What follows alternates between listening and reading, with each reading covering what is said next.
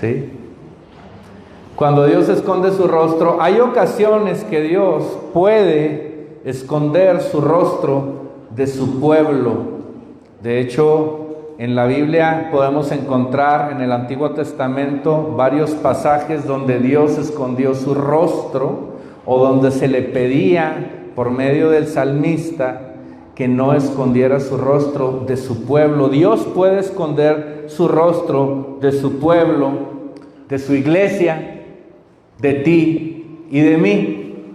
El llamado de la iglesia es claro, está en Mateo 28, 19 y 20, y ahí nos dice que debemos traer almas a los pies de Cristo, ir y hacer discípulos a todos lados, a todas las naciones, bautizándolos en el nombre del Padre y del Hijo y del Espíritu Santo. Ese es el mandato que tenemos como iglesia. Tú y yo tenemos un mandato como iglesia que tiene que ver con traer gente a los pies de Jesús. Si bien somos una iglesia que tratamos de ser cálida, donde tratamos de que la gente se conecte, que haga amistades, que eso está bien, eso no es nuestro objeto primario. No somos un club de Toby, por eso no nos juntamos aquí los domingos para hacer un club de Toby. No queremos ser ese tipo de iglesia. Queremos ser una iglesia relajada, donde hagamos amigos, donde los círculos no sean tan cerrados, que es normal y natural que haya círculos de amistad, porque hay afinidades. Unos tendrán hijos más chiquitos y se juntan entre ellos, otros hijos más grandes, tipos de interés. Eso está bien, siempre habrá grupos, pero no podemos ser una iglesia de grupos cerrados. Tenemos que ser una iglesia relajada, una iglesia donde las reglas no rigen la comunidad, donde las imposiciones, la liturgia no toman un lugar predominante, aunque sí debe de haber orden, estructura. No podemos dejar que las estructuras y las reglas sean lo primario. Lo primario es que nos enamoremos de Dios. Eso es lo primario, estar enamorados de Dios, apasionados por Cristo y poder con esa pasión y ese amor llevar una vida diferente. Una vida relajada, orgánica, donde el carácter de Cristo salga de nosotros, no de manera forzada, sino natural, en donde no haya caretas y apariencias. No queremos ser una iglesia de apariencias. Cuando la iglesia se basa y se le ponen a las reglas, a la ley, ¿sí?, a los mandamientos, un punto más alto que el evangelio, ahí nos convertimos en una iglesia de caretas y de apariencias, donde entonces yo no me puedo vulnerar, porque a raíz de las apariencias, de las caretas, entonces todo se vuelve algo artificial, y entonces si yo me vulnero, pues ya no me quiero vulnerar porque me van a juzgar. ¿Qué vaya a pensar de mí la gente? ¿Qué vayan a pensar de mí los hermanitos? Y por eso yo no hablo de hermanos o de hermanitos. No está mal que digas hermanos o hermanitos. Tú puedes decirme hermano o hermanito, pero yo no lo uso, porque no quiero ser una iglesia con muletillas religiosas. Yo prefiero tratar de decirte por tu nombre, y como soy malísimo de mi memoria, pues te voy a estar preguntando a veces tu nombre otra vez. No te ofendas. Hay gente que se ha ido de la iglesia porque no se sabe uno su nombre. Entonces, discúlpame, mi memoria a corto plazo es muy mala. Si yo te pregunto 2 o 3 veces tu nombre, no te ofendas, por favor.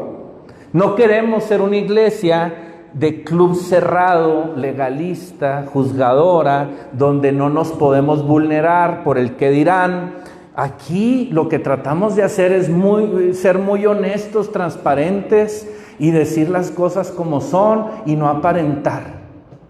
Queremos ser una iglesia clara, transparente, donde lo primario es enamorarnos de Dios y lo secundario es enamorarnos de la gente.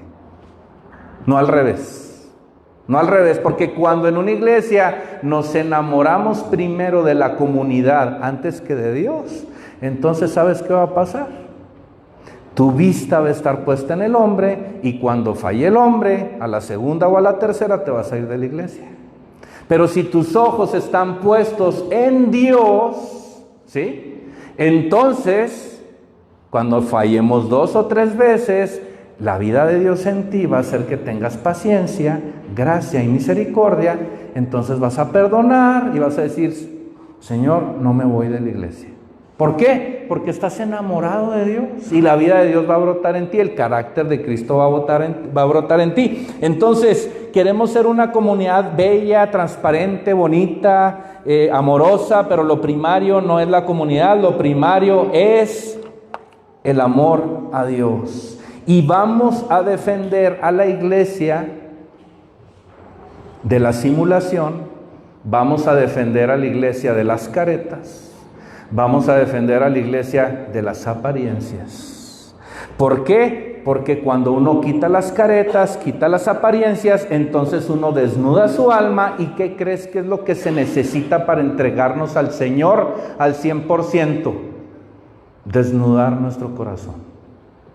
Donde todavía se aparenta, todavía algo falta de terreno ahí por conquistar. Pero cuando desnudamos nuestro corazón al 100%, entonces ahí estamos en posibilidad de poder humillarnos y de poder reconocer con sinceridad que somos pecadores, y ahí es donde Dios hace precisamente la obra transformadora y regeneradora en las vidas de la gente. Sin sinceridad y transparencia no se puede tener el carácter de Cristo. Sin sinceridad y sin caretas es la manera en la que podemos de alguna u otra manera vulnerarnos y humillarnos. Dice Salmo 51:17, me lo pueden poner: los sacrificios de Dios son el espíritu quebrantado, al corazón contrito y humillado no despreciarás tú, oh Dios. Entonces, ¿qué le encanta al Señor?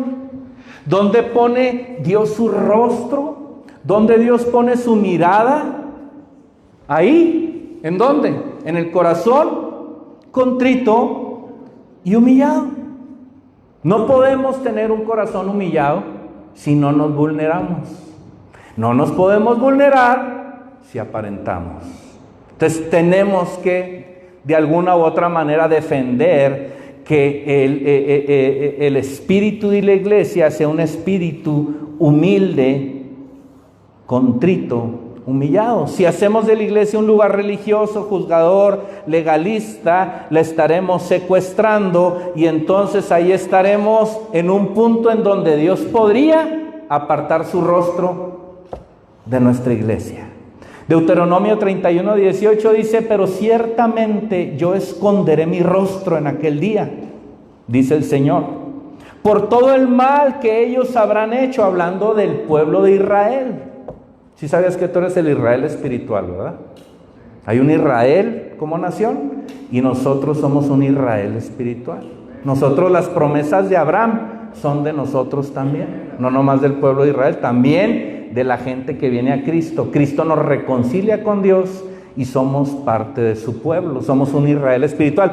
Dice aquí al pueblo de Israel, y Dios le habla directamente: pero ciertamente yo esconderé mi rostro en aquel día por todo el mal que ellos habrán hecho, por haberse vuelto a sus dioses ajenos. Dios no comparte su gloria con nadie. Dios quiere ser el primer lugar en tu vida.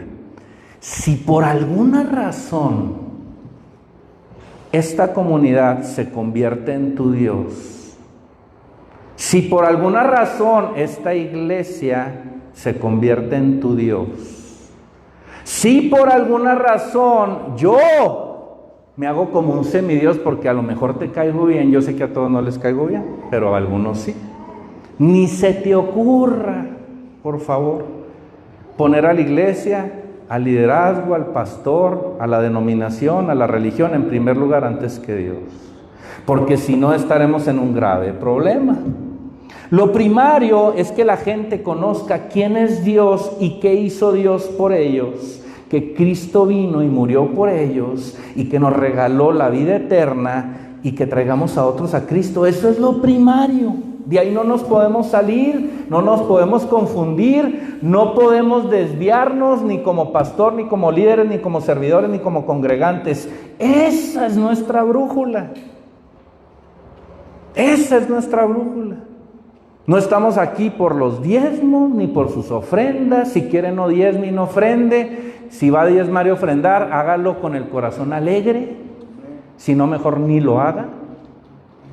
Pues si va a ofrendar, ofrende con el corazón alegre, pero no estamos aquí por ningún cinco.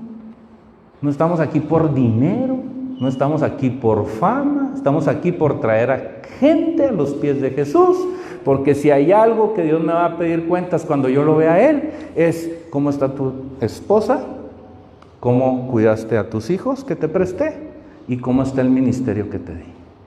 Y ahí yo le voy a tener que contestar al Señor, y tú también le vas a tener que contestar a Dios tu propia versión de lo que Dios te pida cuentas a ti. Pero a mí Dios me pidió cuentas por mi familia y por traer gente a los pies a Cristo.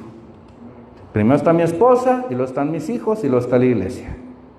Y yo eso le voy a dar cuentas al Señor, así que ahí no nos vamos a desviar.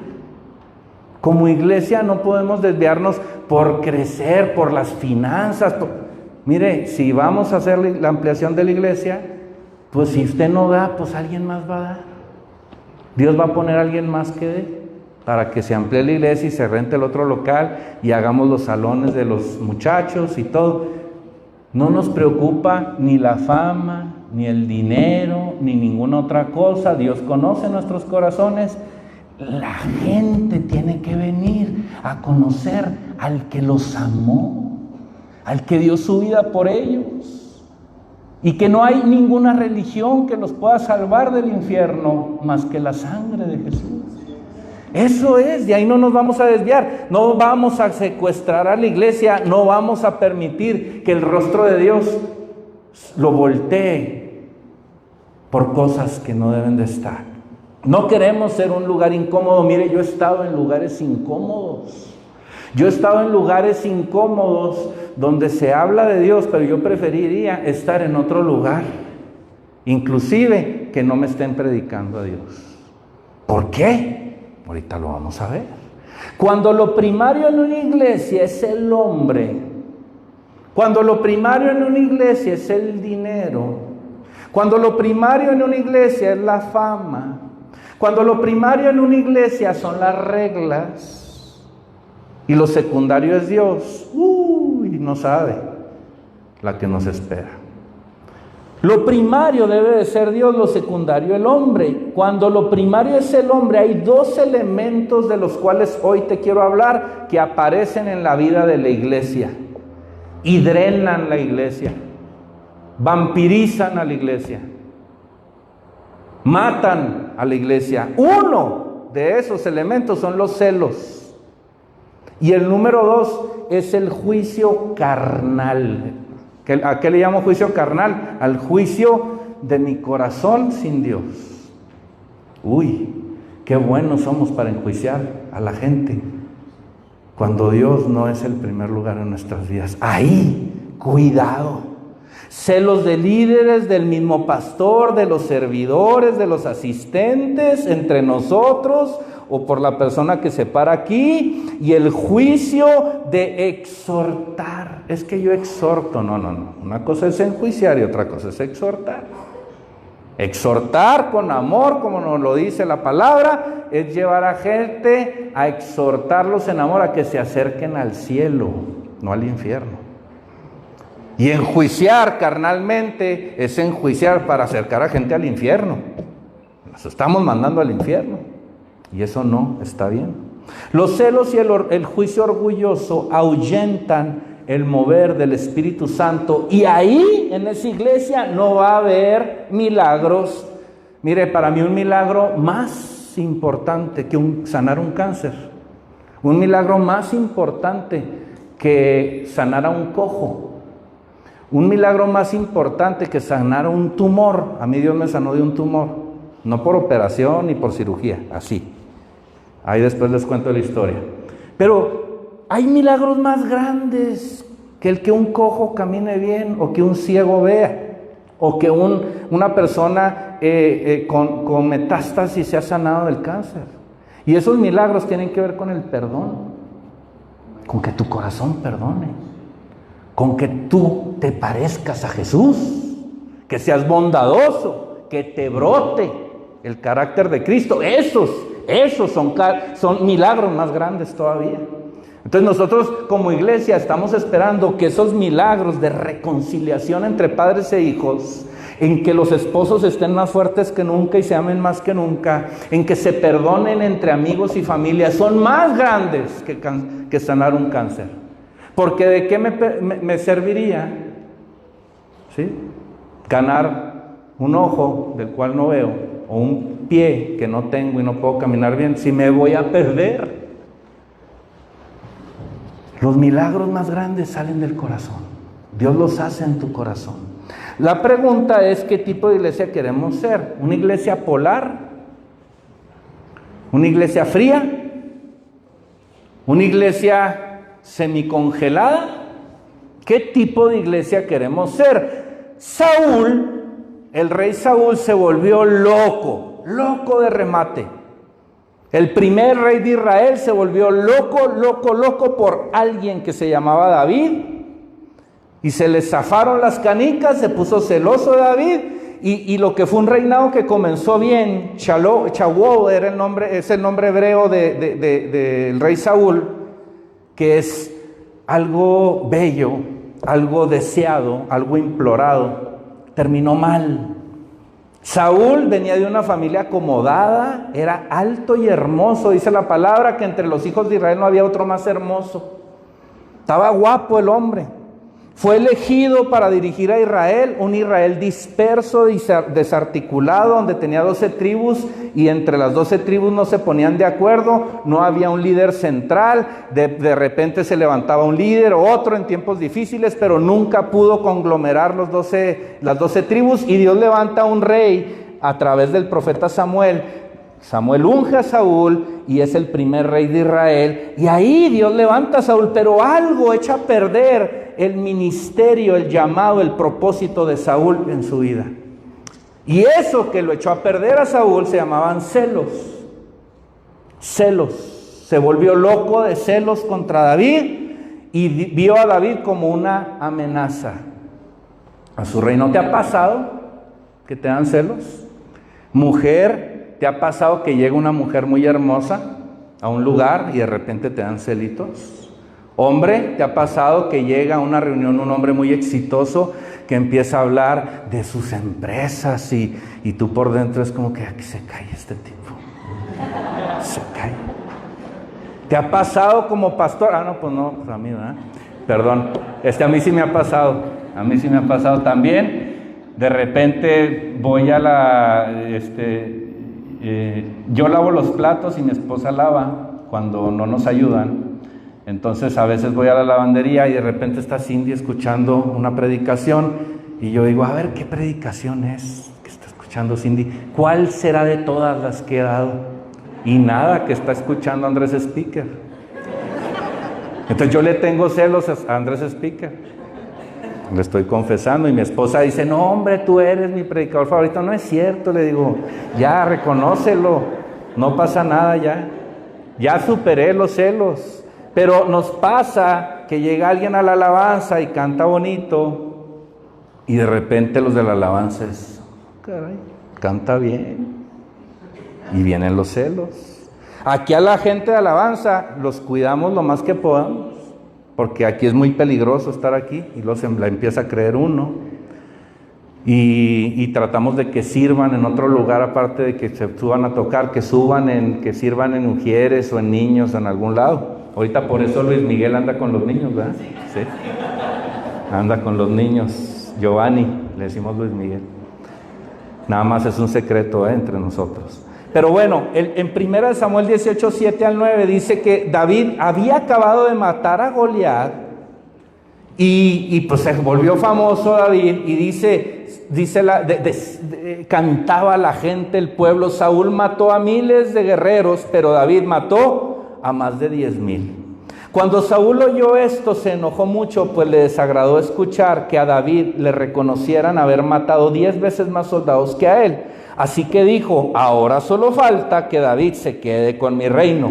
Y desde ese día le empezó a tener mala voluntad. ¿Sí? Saúl, celoso de David. Los celos son terribles, los celos carcomen, los celos dividen. No solamente dividen empresas o gobiernos o partidos políticos, también dividen iglesias. ¿Pero cómo, pastor? ¿En la iglesia hay celos? Sí, en la iglesia hay celos y son terribles. Si algo ha atacado a la iglesia evangélica en los últimos 40 años, es ese espíritu de Saúl. Espíritu de celos, que divide iglesias, las divide por celos. Se levanta un nuevo líder y los otros líderes, ¿y ese por qué entró?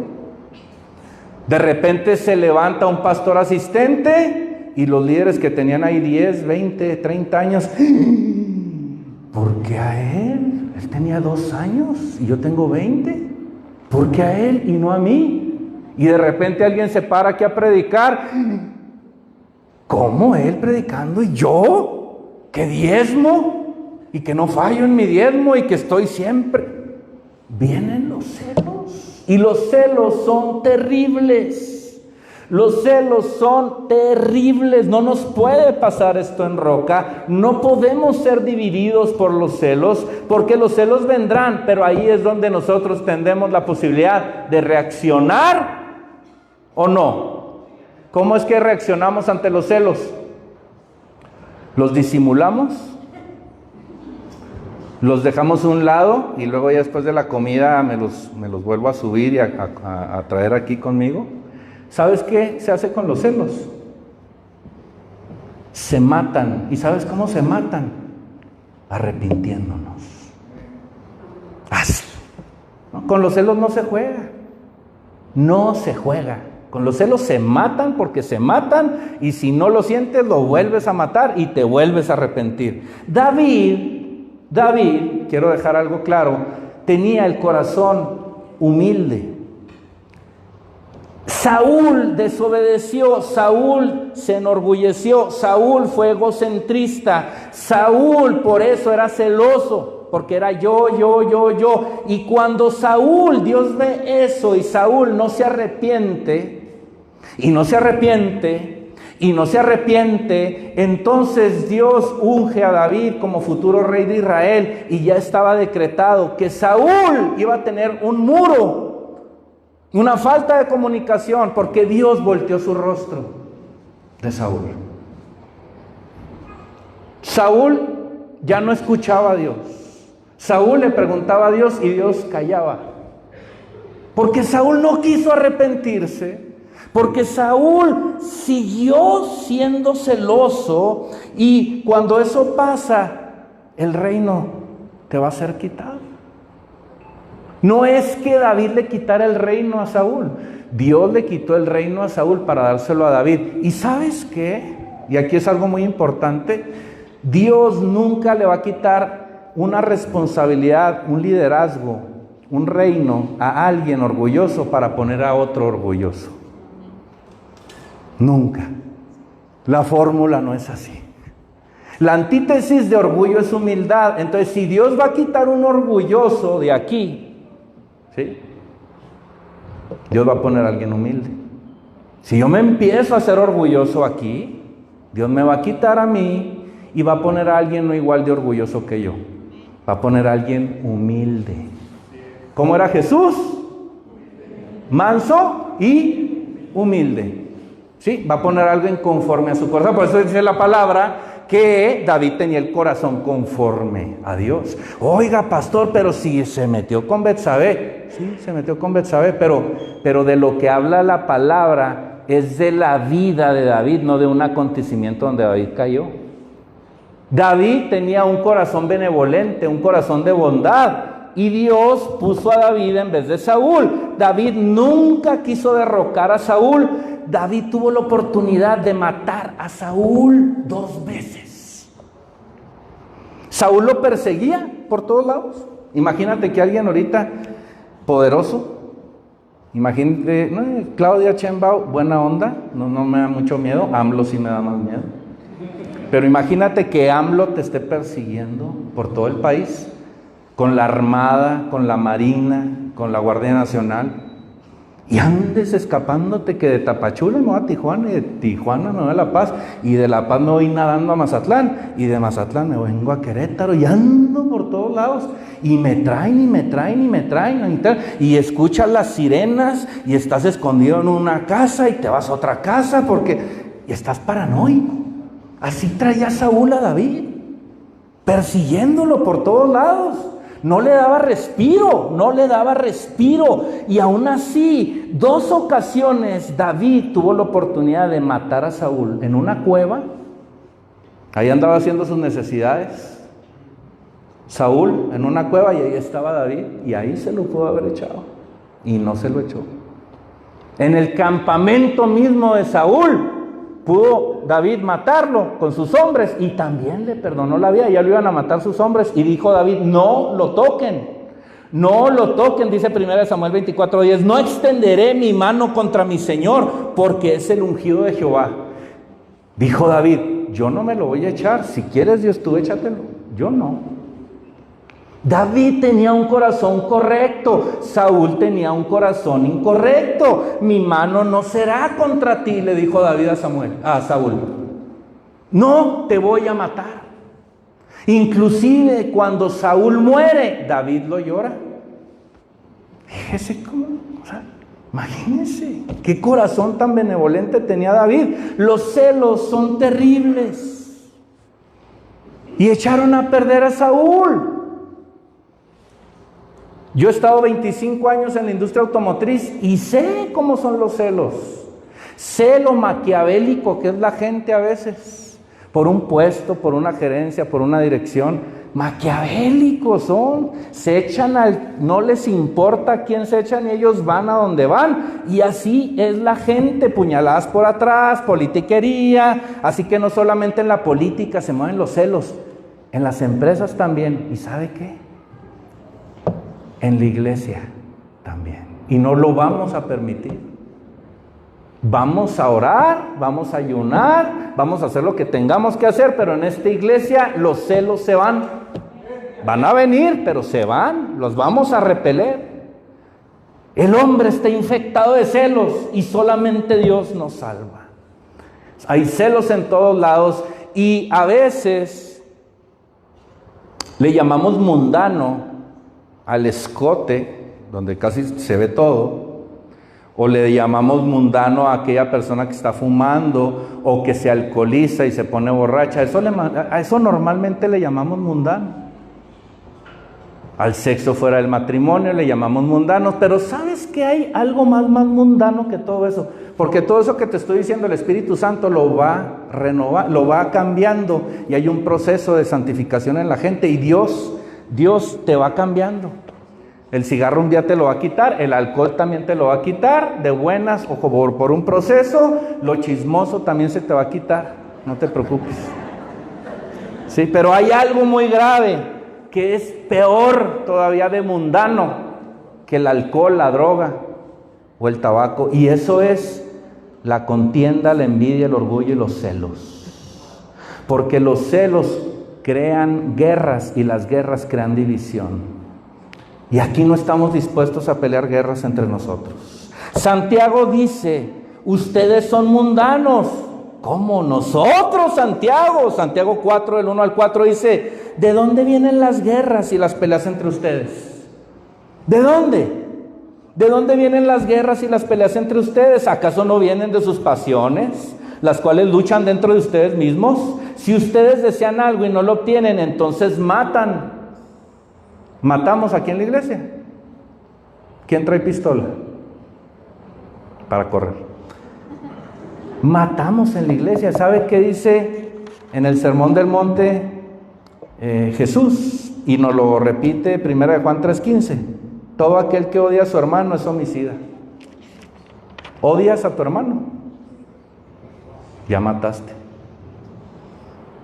¿Odias a alguien que te haya hecho algo? Ya mataste. Ya eres homicida.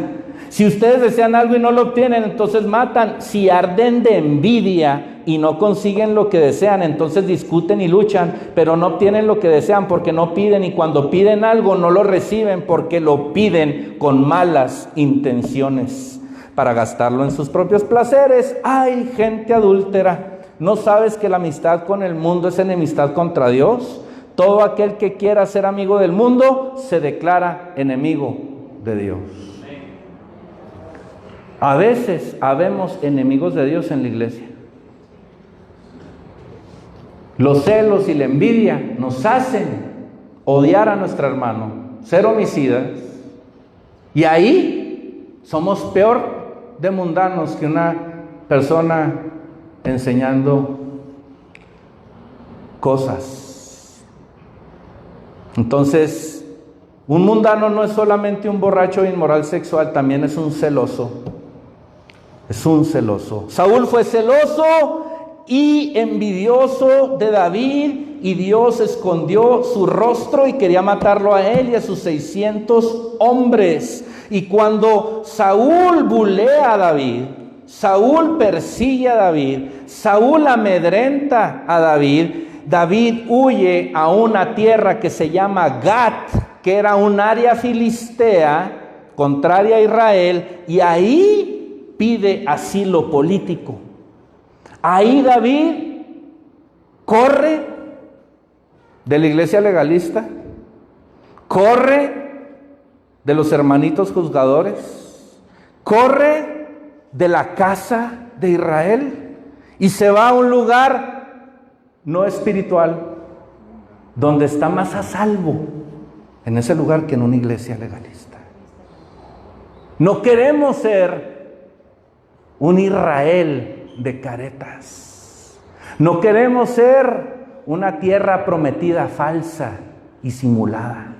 Queremos ser una iglesia real, donde hay soldados heridos, donde hay gente cortada, donde hay gente lastimada, que lo puede decir sin pena y que los demás lo cubrimos o la cubrimos. Y tuvo que ir David a una tierra ajena a la suya, en una tierra contraria filistea, a un lugar llamado Gad, donde el rey le da asilo político. Dice 1 Samuel 27:1, pero David tenía un presentimiento y pensaba: un día Saúl me va a matar. Lo que más me conviene es huir a la tierra de los filisteos.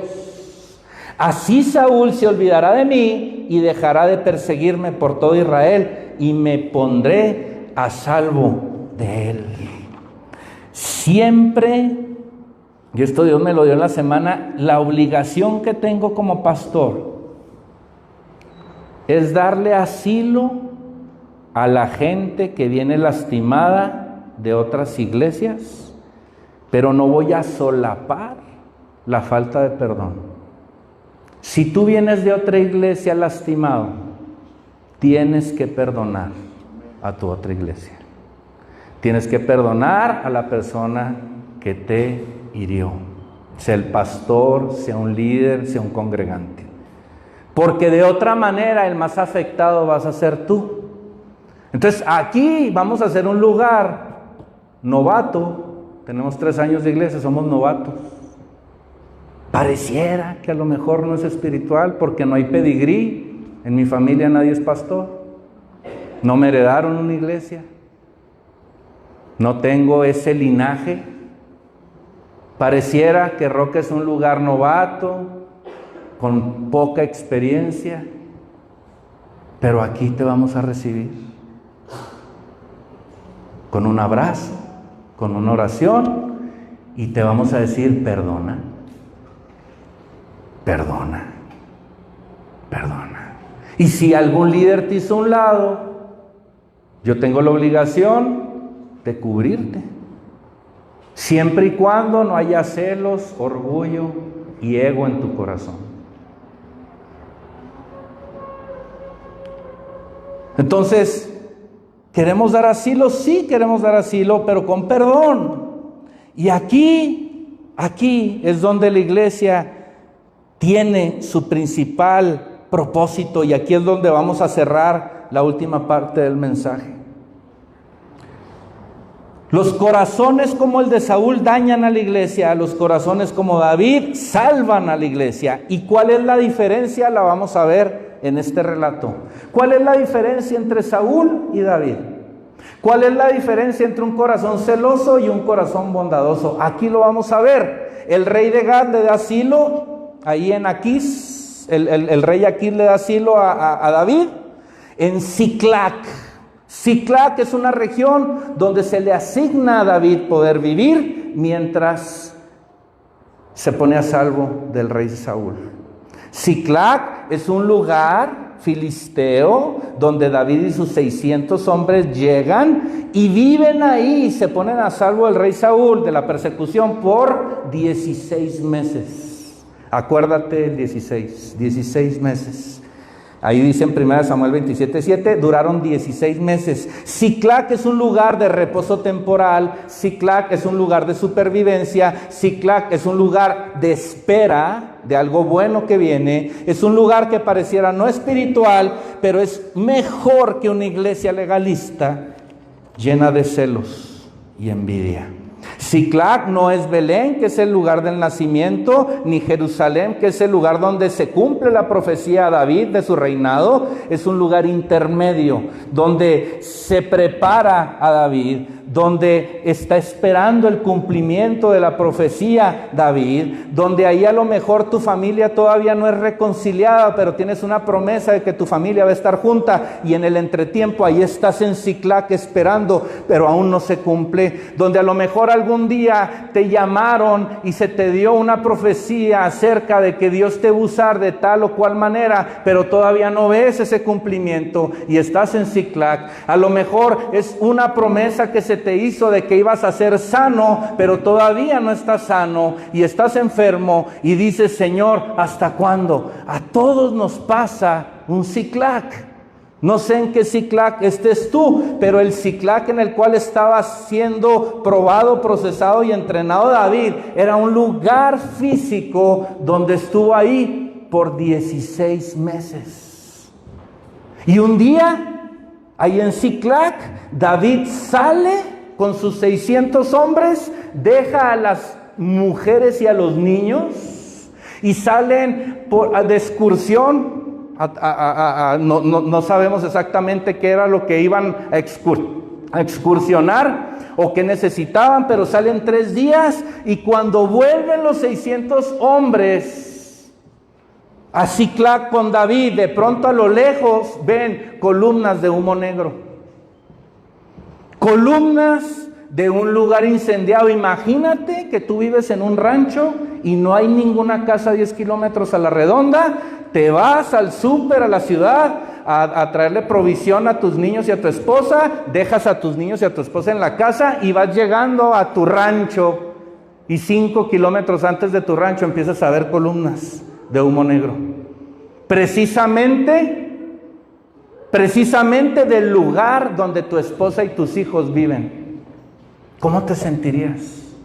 Imagínate cómo se sintió David y sus 600 hombres al regresar a Siclac y ver ese humo negro que era una pesadilla, y cuando llegan se horrorizan porque ven a la aldea quemada.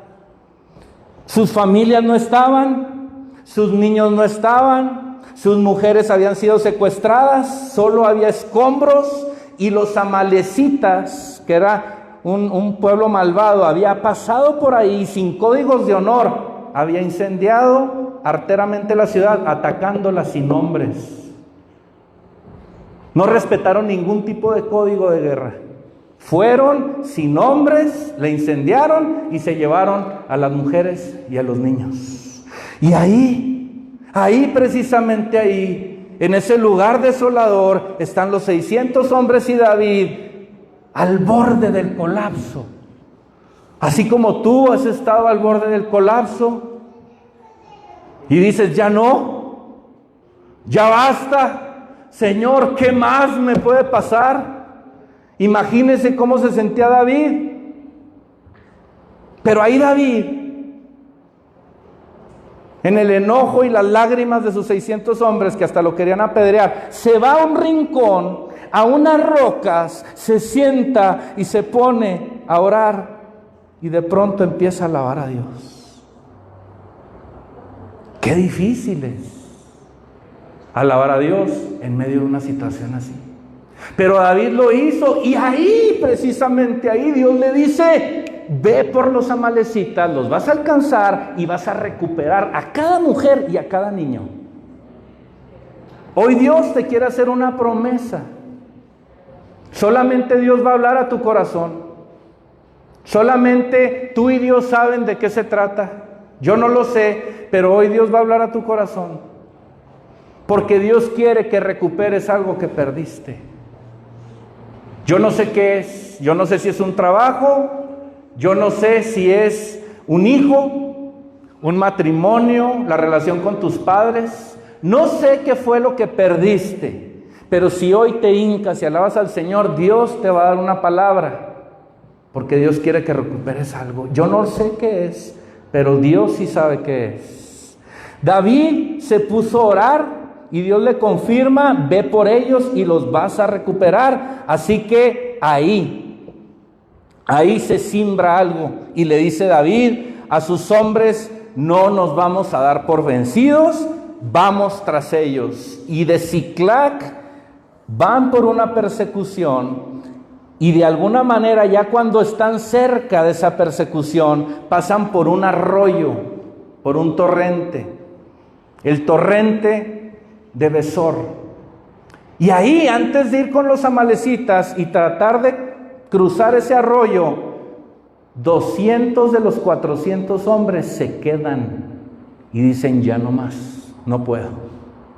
No puedo, David, no puedo seguir, David, ya voy a tirar la toalla, no puedo, olvídalo, pero son tu esposa, tus hijos, ¿cómo crees? Ya no puedo, ya no puedo luchar por mi familia, ya no puedo luchar por los que amo, ya estoy cansado, ya hasta aquí llegué. ¿Y sabe qué fue lo que hizo David? Le dijo a los 400: vámonos. Nosotros meros vamos a pelear con los amalecitas, que se queden los 200. Y van, y dice la palabra que los 400 ahí van a luchar con los amalecitas, no renuncian, van cansados, pero van con toda la determinación. Y ahí dice la palabra en 1 Samuel 30:17 que los hirieron. Esos 400 y David hirieron a los amalecitas desde la mañana hasta la tarde del día siguiente. No escapó ninguno de ellos. Liberaron a todas las mujeres, a los niños, recuperaron todo. Inclusive tomaron ganado, ovejas, el botín, y ya iban de regreso victoriosos. ¡Aleluya! Y aquí viene de lo cual te quiero hablar hoy y que te lleves. Esto es lo más importante del mensaje, y quiero que te imagines a los 400 hombres que sí fueron, que no se echaron para atrás, que traían el botín y van de regreso con todas las esposas y los hijos, y tienen que volver a cruzar el torrente de Besor de vuelta y encontrarse con los 200 hombres que se habían echado para atrás. ¿Qué hubieras sentido tú, iglesia, cuando vieras a esos 200 hombres? Porque yo me puse a reflexionar. Si yo hubiera sido de los 400 que fueron a luchar, que rescataron a las mujeres, que no se echaron para atrás, veo a esos 200 y los quiebro. Imagínese yo todo sudado con todos nosotros, y los de la mañana yo creo que hoy vamos a alcanzar cerca de 400 en las dos reuniones, 360, 380, pero todos los que vinimos hoy el domingo, vamos a pelear con los que no vinieron. A ver si me estás escuchando, rata de 2 patas. No es cierto. Los que no vinieron a lo mejor son 200. Y aquí estamos los 400 valientes con bien. Y traemos el botín porque ya peleamos y recuperamos todo lo que nos habían quitado. Y ahí vemos a los 200 con su carnita asada, echándose clavados en la vertiente de Besor, haciendo bucitos con sus hamacas bien a gusto. ¿Qué hubiéramos dicho? Y deje usted nosotros, las esposas y los hijos. O sea, cuando fueron los 400, había 600 mujeres o más, alguno que otro tenía 2 esposas. Pero eran 400 hombres y había 600 esposas que liberar y no sé cuántos hijos. Entonces imagínese el reencuentro ahí de familias y las 200 esposas y mi esposo. No, pues se quedó en el spa. Imagínese cómo iba la señora. No, iba enfurecida. Entonces los 200 estaban como perritos así. Cuando venían todos los 400, las esposas, los hijos, los animales, se hicieron chiquitos, como perrito así, esperando misericordia.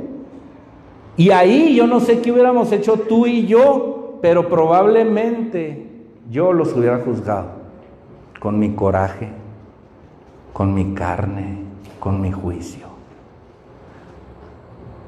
Porque es justificable, ¿no? Oye, qué cobarde. No fuiste por tu esposa y tus hijos, te quedaste aquí. Y dice 1 Samuel 30:21, y vino David a los 200 y ellos lo recibieron. Entonces algunos dijeron, no les daremos nada del botín. Si quieren que se queden con su esposa y sus hijos y que se vayan. Venían bien enojados. Que agarren a su esposa y a su familia, que se vayan, no los queremos ver. No los soportamos, cobardes. Pero David tenía otra opinión, iglesia. David tenía otra opinión. Si alguien entendía esos 200 que habían claudicado, era David. Si alguien te entiende, iglesia, cuando claudicas, cuando tiras la toalla, se llama Jesucristo. Él pasó por todos tus desiertos, Él pasó por todas tus tormentas, Él sabe que lo amas, pero fallaste. Y Él no te va a desechar, Él no te va a aventar del campamento y no te va a dar parte del botín. Él va a hacer algo distinto. Y aquí vemos cómo David tenía otra opinión, porque si alguien entendía a estos hombres era David. Esos 200 que quedaron como payasos, esos 200 que habían caído en ridículo, que habían caído en descrédito, habían peleado con David otras batallas. Habían sido leales con David. Tu lealtad, iglesia, vale mucho con Dios. No importa qué tan bajo hayas caído, no importa qué tanto hayas fallado o claudicado. No importa si un día tú le fuiste leal a Dios, le entregaste tu vida a Jesús, Él no te va a desechar. Él no te va a aventar, Él no te va a hacer un lado. Y ahí está David, entendiendo estos hombres, porque David sabía lo que era ser perseguido y decir hasta aquí, ya no puedo más. Ser despreciado por su papá y sus hermanos, ser perseguido por Saúl, haber vivido el funeral de su mejor amigo Jonatán. Él sabía lo que era estar a punto de aventar la toalla. Y David, aquí viene la diferencia entre Saúl el celoso y David el bondadoso. Aquí viene, ponme atención. Dice 1 Samuel 30, 23 y 24. La gente, los 400, algunos les dijeron que se vayan. Pero David les dijo así: no se porten así, hermanos míos. El Señor nos ha protegido y nos ha permitido recuperar lo que esa banda de malvados que nos atacó nos había arrebatado. ¿Quién va a darle la razón en este caso? El mismo derecho tiene el que entra en combate como el que se queda al cuidado del bagaje. Todos merecen recibir lo mismo. Y aquí hay una palabra clave: bagaje. ¿Cuál bagaje? No porque no existiera el bagaje, pero el bagaje, ponme el 10, 1 Samuel 30, 10, dice antes, los que siguieron delante con David fueron 400 hombres, antes de la pelea con los amalecitas, pues 200 de ellos estaban tan cansados que no pudieron cruzar el arroyo, el torrente, el río. Los 200 que se quedaron, no se quedaron a cuidar el bagaje. Se quedaron porque estaban cansados, porque ya no podían. Y lo que hace David delante de las esposas, delante de sus hijos, delante de los 400 hombres que habían ido a pelear con él, era reivindicar a los 200 y cubrirlos. Jesús te cubre con su sangre. Jesús te cubre tus pecados, pasados, presentes y futuros. Jesús te pone de un lugar de vergüenza en un lugar de honor, porque es un Dios bondadoso, porque dio a su Hijo para morir por ti. ¿Qué más necesitas que Dios dé por ti? Que su propio Hijo y que su sangre para cubrir tu vergüenza. David cubrió la vergüenza de los 200, así como Jesús cubre la vergüenza de hoy, iglesia, a los 400 o 300 que seamos aquí. Dios cubre tu vergüenza y la cubrirá siempre. Él es tu abogado. Y aunque no te lo merezcas, y aunque hayas fallado, Él no falla, Él es fiel. No te vuelvas a quejar de Dios, a pesar de tu ciclac, porque Él al final va a llegar y va a ser fiel contigo.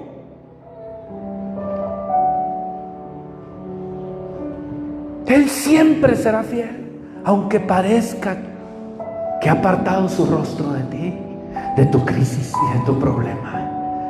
Dios va a llegar. Dios va a traer un botín y lo va a compartir con los que pelearon y con los que claudicaron, siempre y cuando seas parte de su ejército. El ejército de David no era de 400, era de 600. Fueran valientes o tiraran la toalla, pero el botín lo repartió con todos. Iglesia, hay una vida eterna y Dios no te va a quitar la vida eterna.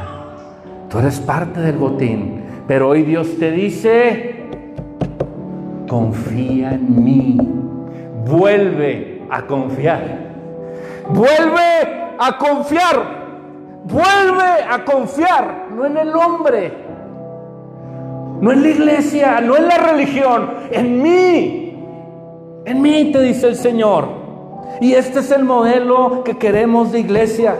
Una iglesia de donde Dios se agrade. Una iglesia donde Dios vea a Roca y no voltee su mirada de Roca. Donde haya misericordia, bondad. Una iglesia conforme al corazón de Dios, de gracia.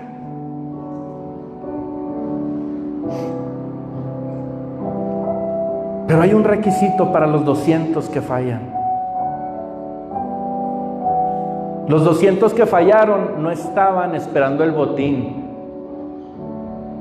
no estaban adjudicándose el botín, no tenían orgullo ni ego, no lo vemos en el contexto. Lo único que necesita Dios cuando fallas y claudicas, iglesia, 200 que me escuchan, 400 que me escuchan aquí, es lo siguiente. Los sacrificios de Dios son el espíritu quebrantado, porque al corazón contrito y humillado no despreciarás tú, oh Señor. Nada más, corazón blandito corazón desnudo, corazón transparente, corazón sin caretas, corazón sincero para arrepentirse. Ahí está la gloria. Ahí los 200 reciben su botín y los 400 celosos, si se arrepienten, también reciben su botín. Todos recibimos nuestro botín. La iglesia sin el espíritu de Saúl es una iglesia gloriosa. La iglesia con el espíritu de David es una iglesia gloriosa. La iglesia con el carácter de Cristo es una iglesia gloriosa, donde no rematamos a los heridos, los abrazamos y les decimos: vamos, hermano, el botín es para todos. Y al final del día, siempre, en algún momento de la vida hemos sido parte de los 200. ¿Y no ha hecho Dios lo mismo por nosotros que lo que Dios hizo por los 200? Claro que sí. Luchó por cubrirte en la cruz, en la madre de todas las batallas. Qué amalecitas ni qué nada. Venció la muerte, venció el oprobio, venció el pecado. Esa sí fue una batalla madre donde definió Jesús tu vida eterna y la mía. Así que si eres parte de los 400 que se quejan con los 200, si eres envidioso y celoso, arrepiéntete, iglesia. Y si eres de los 200, solo te basta con un corazón contrito y humillado. Saúl quiso rematar a David porque le representaba una amenaza y le fue quitado el reino. David pudo haber rematado a los 200, pero los cubrió con bondad y le fue dado y otorgado el reino. Esa es la diferencia entre Saúl y David. Un corazón bondadoso. Un corazón bondadoso. Así que deja de ser celoso o celosa. Deja eso, por favor. E imitemos a Jesús. Nuestro Ciclac está por terminar, iglesia. Nuestra prueba y proceso, así como David estuvo 16 meses con sus hombres ahí, entre la unción y el llamado y la culminación de su llamado, hoy Dios puede terminar tu Ciclac. ¿Tienes un corazón contrito y humillado? Hoy Dios puede terminar tu Ciclac. Hoy Dios puede empezar una nueva temporada para ti, para tu familia, buena, soleada, con alberca, con vacación, de risas, una buena temporada. Algunos llegaron aquí hace 16 meses, porque hace 16 meses empezó esta iglesia en este lugar.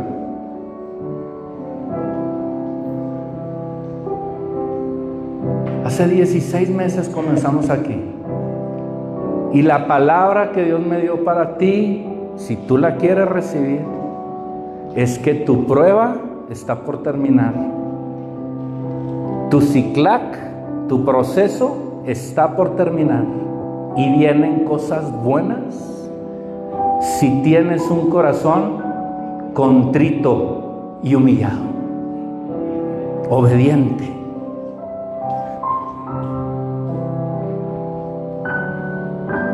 La comunidad,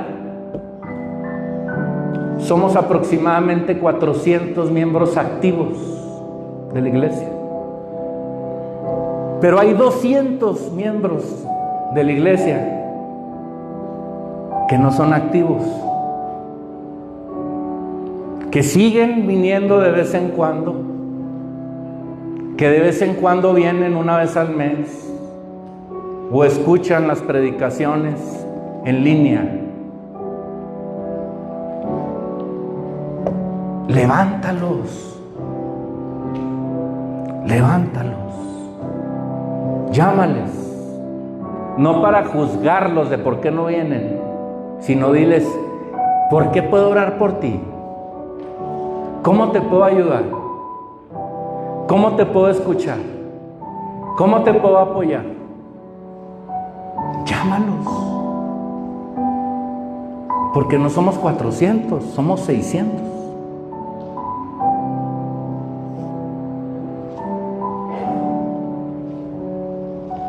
Atendamos el llamado y oremos. Señor, te damos gracias, Padre. Gracias porque no me desechaste, porque no quitaste tu mirada de mí cuando los demás lo hicieron.